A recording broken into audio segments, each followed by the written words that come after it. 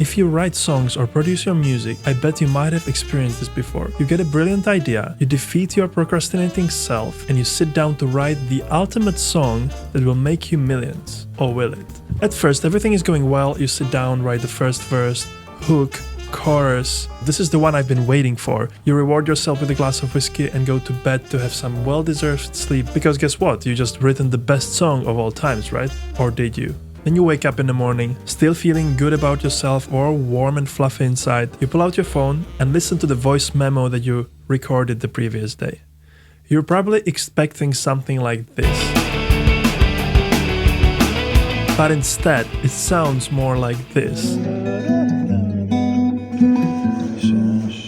This is actually one of my true song attempts, so be nice in the comments, please. Well, what now? You feel terrible, discouraged, and you immediately go on to listen to Adele or Sting or John Mayer, not just to fix your music taste, but also to assure yourself that you really sucked as much as you thought you did. Does this sound familiar at all?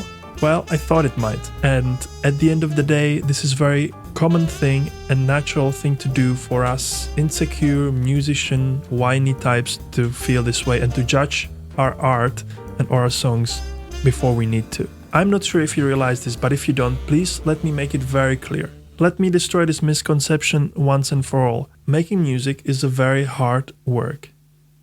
Let this sink in. There is this notion in society that when you're a musician, you also need to have the real job. And then we can get this idea that making music is something we do on the side, something that's fun and easy, and it's not really work. This is not true at all. If you want to be exceptional at something, you need to work hard. We all like to hear stories about overnight successes and world #1 hit that was written in 20 minutes, but in reality, this hardly ever works this way. Every success kind of looks as overnight success from the outside, because if you imagine the exponential curve, there is nothing for a long time, and then spike. So this is the overnight success we're expecting, but we don't see all of this. I have written songs in my life that took me 20 minutes to write. I never changed them, but it's like 2 out of maybe 100. So it's very rare. Usually, the way it goes, and tell me if you have it differently, but for me it's been like this for long years. We do a little bit of work on a tune one day, then lose inspiration after 10 minutes and be like, it's fine, I'll finish this tomorrow, enough for today. And then we go and compare this polished, well-chosen, well-crafted, probably like 10 times remade, professionally recorded, mastered, mixed, famous hit that the artist made with the help of the record label and like 10 other people, maybe more. And then we feel insecure about it. Well, no wonder we do, right? So what can we do about this? How can we change our behavior? How can we stop judging ourselves before it's necessary, before we actually need to? Because the problem isn't that we shouldn't be critical. We need to be critical if we want to do top-notch, great professional work. But we are critical too early, and we use that as an excuse. We wrap it into all kinds of insecurities, like I don't have talent than others. So first of all, we need to get to the root of the issue. We need to look at what's causing it down below. So what I found is that usually there's 2 deep-seated issues that can cause this. And one is entitlement, and the second one is insecurities. So let me break these down a little bit. The first one, entitlement, usually comes from lack of experience, and there is some assumption that things should come easy for us. It's much easier to dream and talk about making music than actually sitting down and making something worthwhile.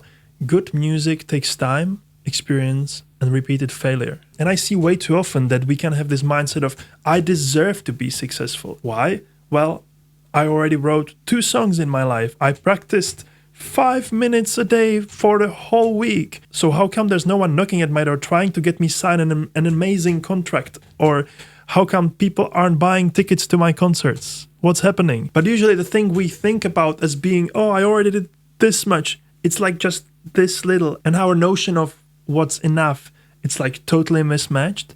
And that's the lack of experience, lack of doing the very thing. Because if we tried to do it, we would realize how much it really takes. If you try to organize a show, if you have tried, you know how hard it is to get people down. If you try to write and record a song, you know how hard it is to actually make it sound good. We often stay in this dreamland and feel entitled. Why am I not successful yet? And the reason we do, I think, comes a lot of the times from the old education method and the way how we were raised. Because the school system, 95% of us probably, maybe more, I don't know the numbers really, just guessing here, went through, is designed to create an average person, not an exceptional one. And to be an amazing artist, you need to do something better than the norm.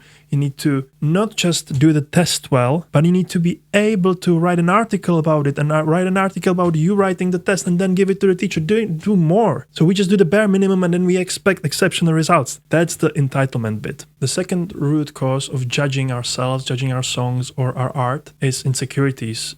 It's normal to have them. We are all humans. Everyone has insecurities. The reason why we usually have them is because we seek validation. Our inner child is wounded because we didn't receive love in the past for our expression. The reason why it's connected to music is because music and music creation is a tool for expressing ourselves.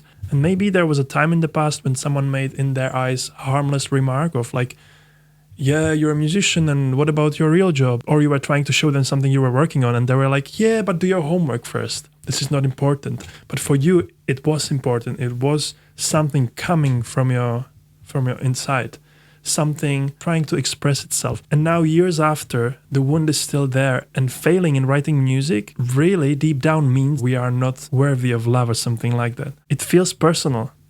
It's scary.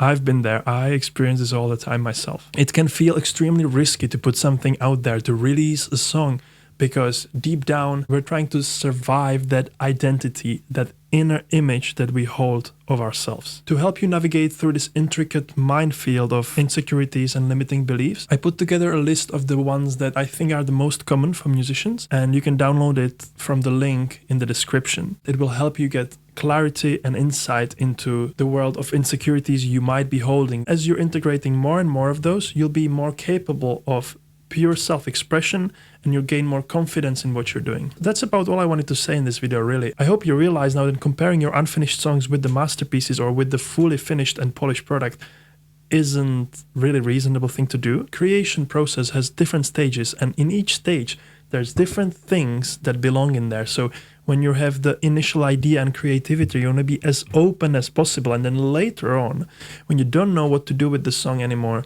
you want to be critical and you want to compare it with the industry standards, maybe get some feedback from friends, etc. But it doesn't belong in the ideation stage too early. So please don't let the doubts and the second guessing stop you from finishing your piece, finishing your song or recording in the first place, because that would be a great shame. World needs your music, world needs your unique perspective. Try and become aware of the negative thinking, of the limiting beliefs.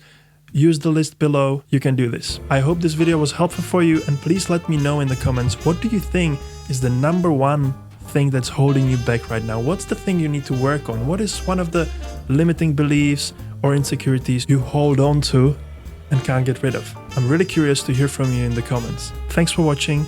Please subscribe. Don't forget to download the list, and see you in the next video.